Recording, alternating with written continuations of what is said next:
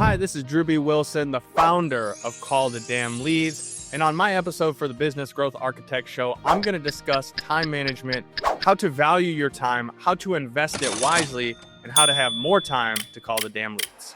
This is the Business Growth Architect Show for founders who don't follow trends, they set them. For entrepreneurs who aren't here to fix the past, but to build the future they actually want to live in. Hi, my name is Beate Gillette. I'm a Palisades fire survivor, strategist, and the entrepreneur behind a multi-million-dollar tech exit to the gates. And every week, I bring you the fire, real guests, real strategy, and the real talk on how to control your mind, move fast, and create your future. This is where strategy meets energy, because your next level needs both. Let's grow. Welcome back, everyone. Your host, Beate Gillette here, and the founder of the future with me today is Drewbie Wilson, and he has just a very simple title to what he does: Call the Damn Leads. So, Drewbie, for somebody who's not familiar with what you do, what problem do you solve for your clients? What do you do?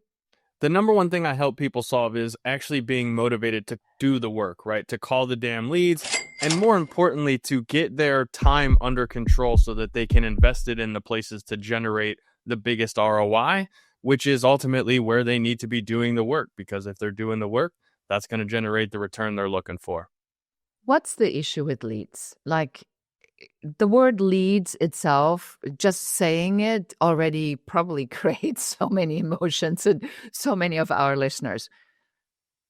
What are some of these things that you feel we should be bringing right out in the open so they know what they're up against?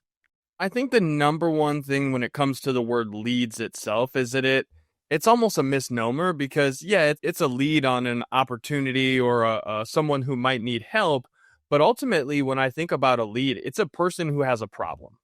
And as a sales professional, entrepreneur, small business owner, our job is to solve problems. And ultimately, what needs to happen is you have to have a conversation. You have to communicate with this individual, and you have to understand where they are in their journey so that you can ultimately help provide a solution for them. Whether or not you're the right person to help them, that's to be determined by the conversation. But when it comes to a lead, it's ultimately just someone who has a problem and a contact point where you can reach out to them and start that conversation. What I'm hearing, so you're saying that the first thing I really need to do is reframe that word lead in my head away from this almost technical term into more of a softer term of a person with a problem. Would that be helpful for me? I think that would be hugely helpful. I think a lot of people have what I refer to as call reluctance, or sometimes they're a little bit nervous to pick up the phone and actually call the damn leads. And it's ultimately because as a sales professional, a lot of times you're coming into the conversation from the point of, oh, I've got to sell this person something because I've got to make money because I've got bills to pay. So there's all these internal biases that you're going through. But ultimately, people want to work with people. And the best way that you can get someone to be interested in what you have to say, is be interested in what they have going on. And I think reframing it around the idea of service instead of sales, it's a much easier way to go into that relationship or conversation. Because if my job is just to show up and to serve and to understand where you are, to have empathy for your current situation, and then just be 100% confident that my product or service can solve the problem that you're facing, then in my opinion, it makes it a lot easier to start that relationship, because it's not about, oh, I've got to win, I've got to sell this person something. It's, hey, how am I going to show up and serve this person so that at the end of this conversation, they walk away feeling as though they've genuinely gained something of value in their life. You had said earlier that one of the things that you help people with is time management. So I think that we need to look at this from several different angles. So there is the word lead, which causes an immediate negative reaction for, let's say, 80% of the people, because that requires already, like, I need to find leads. That sounds like something I probably don't want to do. And then there is the subconscious behavior pattern that we have to not wanting to do things that we don't want to do. So let's say I'm able to now use your advice and reframe this in my head and say, I am in service. I want to attract people to me in the resonance model we talk about on the show all the time, in alignment with bringing the people to me that I can actually help. But how do I get myself over my own behavior pattern that I've honed for all these years to avoid this thing that makes me uncomfortable? Ooh, so there's a couple layers to this question because first and foremost, the mindset side of it of, hey, I have to go do this thing is kind of a bad way to look at it. You get to do this. You're blessed with an opportunity to get to help people with your product or service. And I'd say 9 out of 10 people that I speak to, they are genuinely passionate about what they do, whether it's in real estate or in marketing or whatever the thing is that they're selling. They genuinely like what they do. And so it's the reframe of you get the opportunity to go and help people on a daily basis. I think that's number one, because when you have to do something, there's always going to be resistance. No matter who you are, where you're from, like if you have to do something, there's kind of a negative connotation to it. Whereas when you get the opportunity, it's really a blessing, right? We get the opportunity to create this content, to be on the show, to share this message. So that's the first side of it. The other side of it is really starting to understand why you do the thing that you do and why you love helping people. Because I believe that service is a very selfish thing in that when we are serving others, when we're helping them, we're gaining on that. That's something where you're going to get fulfillment. Maybe you're going to get paid. Maybe you're going to get some sort of internal validation for yourself where you feel good because you genuinely got to do the thing that you like to do. And so I think it's really leaning in on the understanding of you get to do it. And it's a blessing that you get to show up and help people. So why would you not want to actually go do the thing that you're blessed with the ability to do? And I think that's a hard thing for people to remember because there's a lot of external variables, right? You have bills and you have all the stuff going on in the world around you that plays into your mindset and your frame of things. But ultimately the perspective of I've got an opportunity to show up and do the thing that I love most. To me, I really like to lean in and help people see that, because if you know that your time is valuable, it is the most valuable thing that you have on this planet. You can't buy it. You can't win it in a poker tournament. You don't get a box full of extra time on Christmas morning. It's literally the one thing that you have that you can give to the world around you that you cannot get back. When you lean in on understanding the value of your time, it makes it a little easier to really start focusing on where you want to spend it. And ultimately, we all have responsibilities on this earth. Some of us have kids, spouses, we have businesses that we're building. So we have a responsibility to invest that time very wisely in order to create the most success that we can for those different areas. And what's interesting is that success is a perspective. My version, Beate, is different than your version. So I really like to lean in on the value of time and where you're spending it, because that's really going to dictate what the future that you create for yourself is. There's like so much in this that you've touched on that I think I want to unpack a little bit more. So number one, to say that what our parents taught us is valuable may not be valuable for us now. How does this affect my ability to make calls? So I think when it comes to the ability to make calls now, the example that we're shown by our parents ultimately is kind of the habits that we fall into. If you had a parent that was very hardworking and always willing to go and put in the effort to do whatever was necessary, that's an example of work ethic. I had a mom that was very much, she showed up, worked 3 jobs, did whatever she had to do. So to me, I've always just been like, hey, if my mom could go and work 3 jobs, work third shift, still take us to school, still manage to get a degree, like there's zero reason why I can't pick up the phone and make these calls. Yeah, see, for me, it's completely different. So my mother told me that bragging or telling other people how good I was at something was bad, that I needed to be well behaved and here it is, the work speak for itself. What?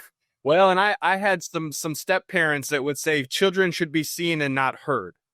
And so any of you who are familiar with that phrase, it's kind of painful to a kid. And also, I could see where someone who grew up in a life like that would be a little timid or not want to go out and brag, as you said. But the truth is, how can anyone know how great your product or service is if you don't talk about it? I think these are great examples of just examining sort of this tiny little bit of psychology to say, well, if, and I hear this all the time in my work, and I'm sure you do too, where it's like, well, I don't feel comfortable telling other people, shouldn't the work speak for itself? I even had once, you're going to get a kick out of this, Drewbie, a photographer who said to me that she considered her work to be like the pearl in the oyster. And I blurted out, good luck waiting for a diver. Well, even if the diver shows up, have you ever had to shuck an oyster? It is not the easiest thing on the planet to do. You have to have a skill set. You have to understand how the oyster is created. There's so many layers to that to get to the pearl. And even then, not every oyster has a pearl, right? That takes time. There's a grain of sand that has to get into the oyster and it has to develop. And again, this is where I think having the ability to genuinely talk about the thing that you do in a way that's not necessarily bragging, but just to help others understand it, because you don't know what you don't know until you know. And then you have a decision to make. And I think so many people get hung up on the I don't know, that they're not focusing in on what they do know. And when you know, it's easy to talk about. Do you think that people are not clear enough, or business owners are not clear enough about what it actually is that they do or how it helps people? And that's why they're having a hard time talking about it. I mean, I see this in my work all the time, where there's a lack of clarity on what it actually is that they're doing. And so it becomes this like wishy-washy 5-minute painful pitch.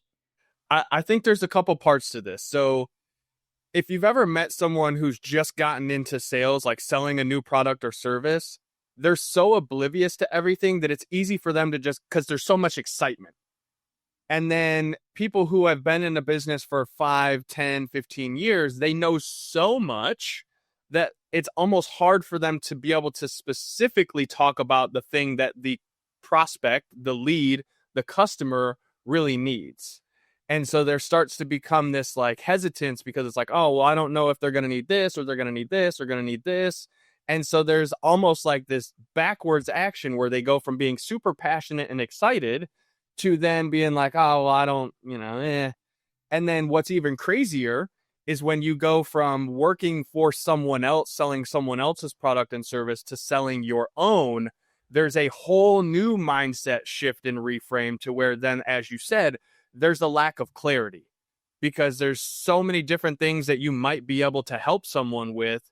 But until you've really, really focused in on the one thing, right? That one problem that keeps your prospective client up at night, that makes them lose sleep, that makes them feel that pain inside, it's genuinely a lack of clarity that makes it hard for people to promote themselves, to have these conversations, because the individual in question is not 100% dialed in on the thing that they do the best. We already covered that there is a mindset component about reframing the leads into a being of service.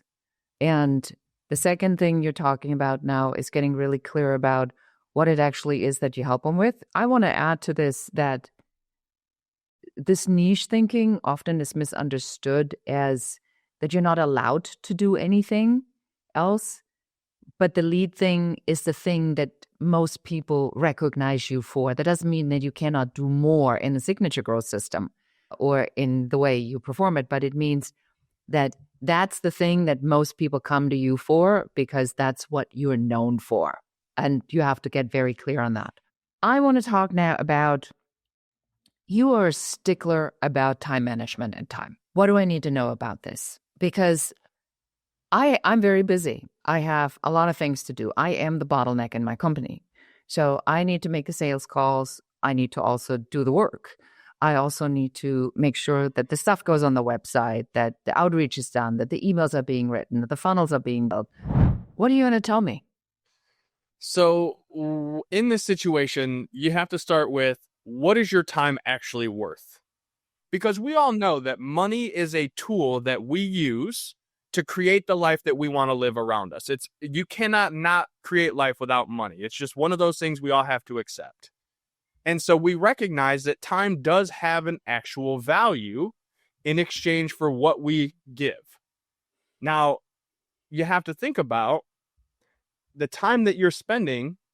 Is it actually generating a return on the investment? Because we can all make more money, but we cannot make more time. And so this to me is like the number one thing that people have to get clarity on, because a lot of times we haven't thought about it. Like, when was the last time you thought about what is an hour of your time actually worth? If I want to make more money, I have two choices. I can either work more, or I can increase the value of the thing that I bring to the time that I share with other people, my skills, my mindset, my spirituality, all the things that I can bring to a person that are valuable to them. And hopefully I'm explaining this well, because I know it gets a little convoluted, but like, your time is a very, very valuable thing. And if you want people to value it more, you have to work on yourself, listening to a show like this, development, reading, all the different pieces that go along with it. But that's the only way to make more, is either work more or increase your skill set. And so I think getting clear on what your time is worth is a big part of it, because there are some things that are priceless. Some things you cannot pay me enough money to take me away from, my spouse, my son. There are certain levels to what I know I have to do and have to get out of an hour of my day in order to feel fulfilled and whole. Mm-hmm. Yeah, like I would not. Nobody touches my FaceTimes with my granddaughter. I mean, that's just a given, right? Because that is the most joyful thing that I experience in my life. So many reasons. So what I'm hearing you say, again, number one, there is a value I have to put to my own time. And then there is a value that I have to put to the things that are important to me. So now I'm thinking we're getting into a mathematical calculation, if you really want to know. So now you're telling me that I really need to be more diligent about looking at almost like every hour and saying, what's the value? But that doesn't mean that I cannot have downtime, right? If I value my meditation or my downtime or my free time, which I need for my brain to take a breath, tell me how to maneuver all of this in, because this is a mathematical calculation. Just looking at you, I know it's a mathematical calculation. You can read my mind because you know where I'm going. So, yes, exactly. It is the way that I developed what I call the 4 6s strategy. And so essentially when I got into personal development and entrepreneurship, I went all in. I went from making $24,000 a year to my first 6-figure year. I like went all crazy about it.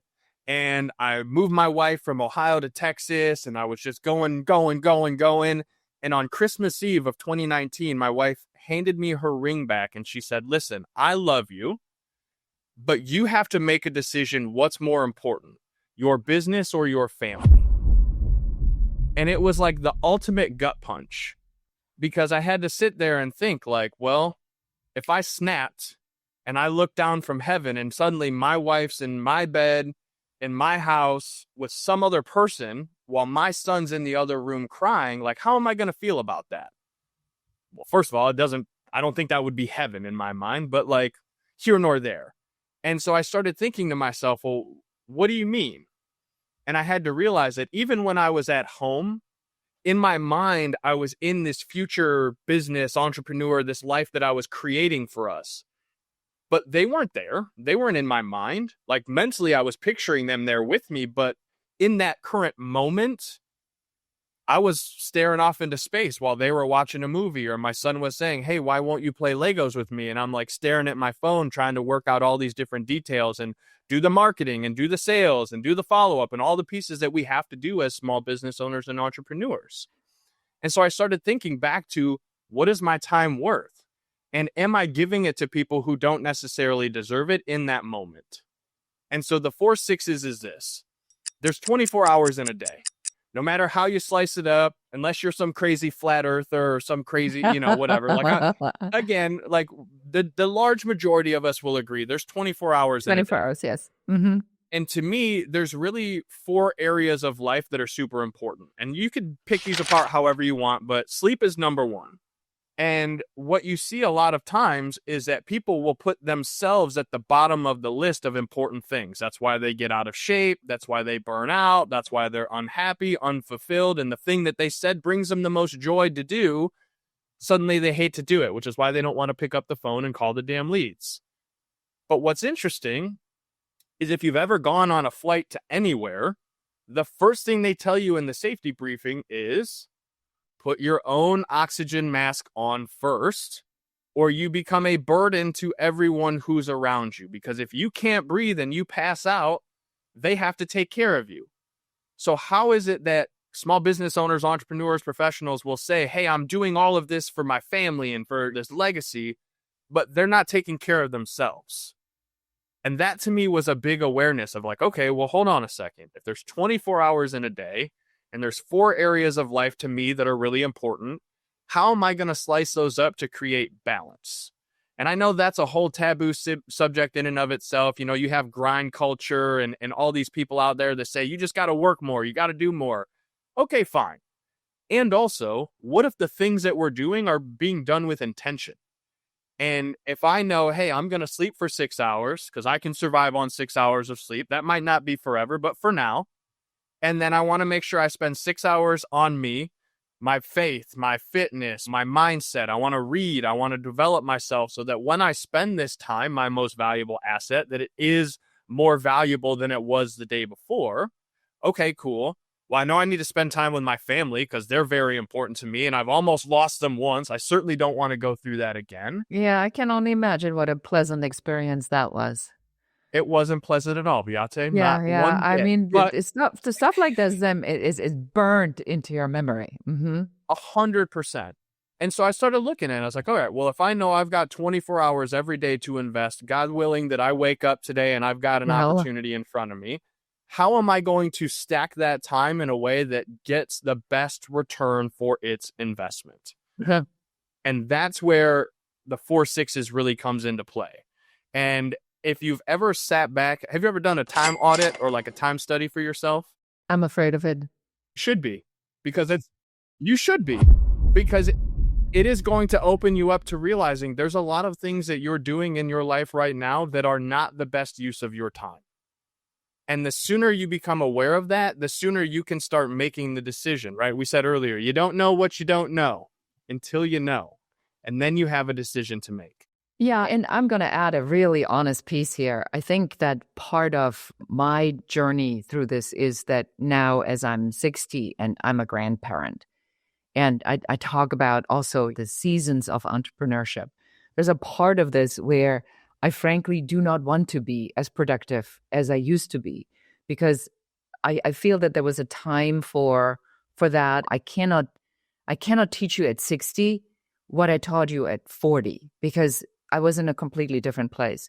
So I also think there's an honesty, but that doesn't mean that the time audit wouldn't be appropriate, because I could, and should probably put in this time audit then, well, if that's what you truly believe in, then what's that going to look like in real time? So do you need doodle time? Do you need 2 extra hours a day where you just give yourself permission to be whatever the wise guy? Then do that, but make it deliberate. That's what I'm hearing you say. Am I hearing this right?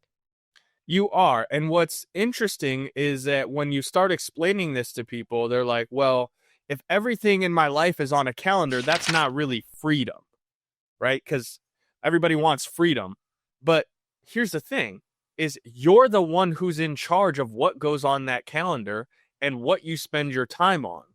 The issue is getting actual honest and accountability with yourself to say, hey, instead of scrolling TikTok or Instagram for 45 minutes, I probably could have gone and worked on that book that I keep telling the world that I'm going to write. Or, hey, I could have picked up my phone and called my family that I care about and spoke. I could have done more FaceTime with my granddaughter if I'd have been more intentional with the other time that I spent. What I really love about this and getting that raw honesty is that you know there are things in your life that you still want to accomplish in the years that you have left. And the only way that those things get accomplished is that if you actually get intentional about doing the work that's required to get them. And the only time that you have is the time that you're blessed with, because we don't know. Like, we could end this podcast and we could walk out the door and get hit by a bus. And so if we're going to get the things that we want, the only way to do so is to actually do the work and invest the time that it takes to do that work. Because a lot of the things that happen, that imposter syndrome, the procrastination, it's all from somebody being like, well, I kind of want it, but I'm not willing to sacrifice this other thing that I've got going right now, because they don't realize that the small sacrifices, giving up that 10 minutes of just messing around and being intentional with it, is what gives you the time to have 2 hours of doodle time, if that's what genuinely creates opportunity in your life. If creating a podcast like this is something that you know can leave a message for your granddaughter 10, 15, 20 years from now, you're going to be more intentional about making the time to do it, because you start to recognize the value long-term versus the short-term gains. Yeah, what I like about what you said is that you're not pushing anyone in a particular time frame to dictate, to say, this is the proven method, which I think people resent, right? This is, I think, the internet marketing trap that we've been falling into, where it's some one singular model that they then proclaim as the fix-all solution for many, and it just isn't. So the framework that you just given our audience really says, I don't care how you value your time. Value your time. And then put them into blocks of where your time is best spent, based up on what matters to you today. Amen. Amen.